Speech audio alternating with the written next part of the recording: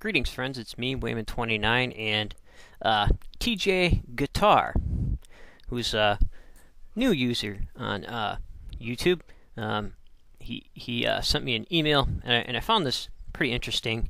The myth challenge on Jesus, and John L. Armstrong did an excellent job rebuffing that, and his video is there in the response also, probably next to mine.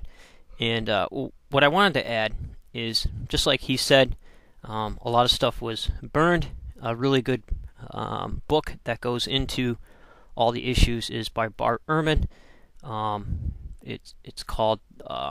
He had a bunch of books out.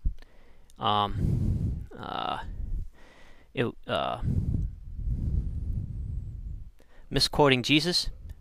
I go blank once in a while. You have to forgive me. Misquoting Jesus was one of his books, and he had a bunch of. You could just Google his name. He's an awesome guy. He brings to light all the issues and the troubles that how we got the text today, and the issues that went along with that.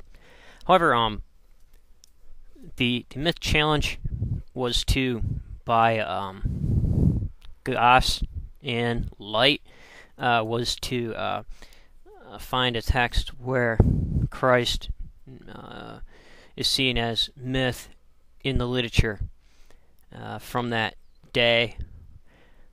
Well, that's pretty easy.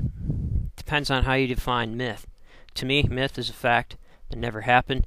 In order for Christ to exist beyond his death, he had to change into a metaphor, and that's exactly what the writer, the Apostle Paul, did. He changed Christ into a metaphor. Also, John spiritualized Christ, turned him into a metaphor.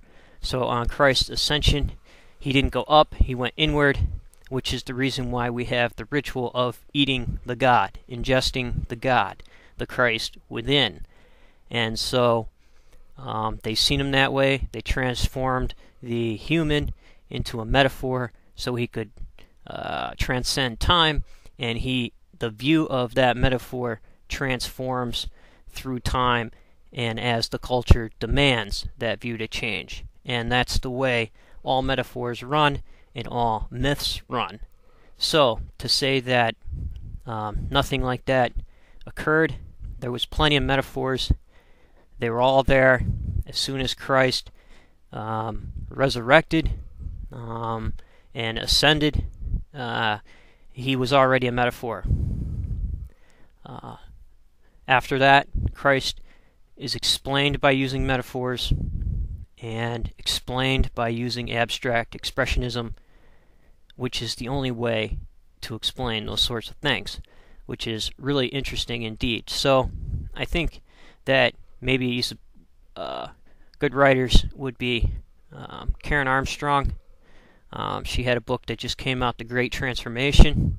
She goes through how religious metaphors transform over time.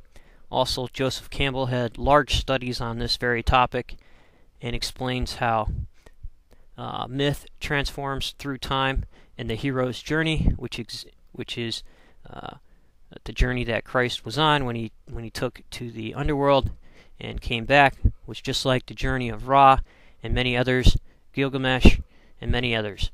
So I'm not too sure what this person's challenge was, but I would encourage viewers to check out Gnosticism and the issues that the Gnostics caused Paul in his writings and in the early church.